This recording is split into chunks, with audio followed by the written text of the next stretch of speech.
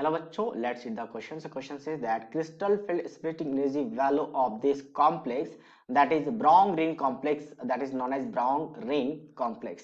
तो ये brown ring जो कॉम्प्लेक्स है इसका स्प्लिटिंग एनर्जी क्या होता है? तो स्प्लिटिंग एनर्जी यानी क्रिस्टल फील्ड स्प्लिटिंग एनर्जी का फॉर्मूला क्या होता है?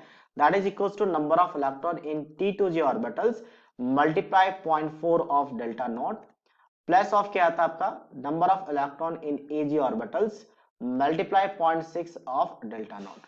तो यहां से अगर मैं बात करूं इसका सबसे पहले Fe का मुझे क्या निकालना पड़ेगा? ऑक्सीडेशन स्टेट, तो हम उसके लिए x मान लेंगे प्लस वाटर न्यूट्रल है तो यहाँ पे 0 आएगा इसका। और NO की बात करूं तो ये काम करता है एज ए -1 पे -1 और प्लस ऑफ अगर मैं बात करूं तो यहाँ पे क्या सल्फेट का आएगा? तो सल्फेट का क्या होता है -2। अच्छा थोड़ा सा रॉन्ग है, be careful. Brown ring complex में NO का थोड़ा सा अलग फॉर्म आता है, ये +1 शो करता है। NO पॉजिटिव के फॉर्म में रहता है, जनरली ये न्यूट्रल माना जाता है, बट इस केस में ये +1 के फॉर्म में आता है, तो +1 लेना पड़ेगा इक्वल टू 0। और ये क्या बन जाएगा आपका x इज इक्वल टू +1 आ जाएगा। तो Fe का एटॉमिक नंबर की बात करें ये होता है आपका 27। Fe का एटॉमिक नंबर होता है नॉट 27, 26, ठीक है। तो इसको इलेक्ट्रॉनिक कॉन्फिगरेशन कैसा लिखा जाता है? आर्गन के बाद क्या आ जाएगा आपका 3d6n4s2। आर्गन का एटॉमिक नंबर 18 होता है।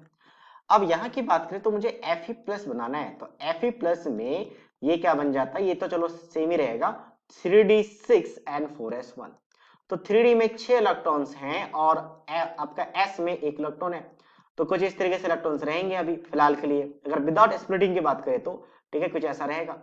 और अब यहाँ पे अगर बात करूं तो 4s में 1 इलेक्ट्रॉन है, तो जब बॉन्डिंग में पार्टिसिपेट करता है तो 1 इलेक्ट्रॉन को यहाँ से इस फॉर्म में इस ऑर्बिटल में लेके चले आता है और यहाँ से 7 इलेक्ट्रॉन बन जाते हैं डी ऑर्बिटल में। मतलब टोटल 7 इलेक्ट्रॉन होंगे डी ऑर्बिटल में और 4s को पूरा वैकेंट कर देता है ताकि बॉन्डिंग में पार्टिसिपेट कर सके कुछ इस तरीके से। और डी ऑर्बिटल्स के 2 ऑर्बिटल्स आएंगे ताकि वैकेंट रह सके, ताकि sp3d2 आएगा क्योंकि आपका यहाँ पे कोऑर्डिनेशन नंबर 6 है टोटल। तो अब डी में टोटल 5 इलेक्ट्रॉन है, तो उसमें से जो यहाँ पे पहला 3 होता है वो कैसा होता है आपका? पहला 3 T2g ऑर्बिटल्स होते हैं और दूसरा लास्ट और 2 कैसे होते हैं? Eg orbitals. तो T2g में 5 और यहाँ पे 2 है, यहाँ पे वैल्यू मल्टीप्लाई कर लेते हैं, -5 multiply 0.4 delta not plus of 2 multiply 0.6 delta not.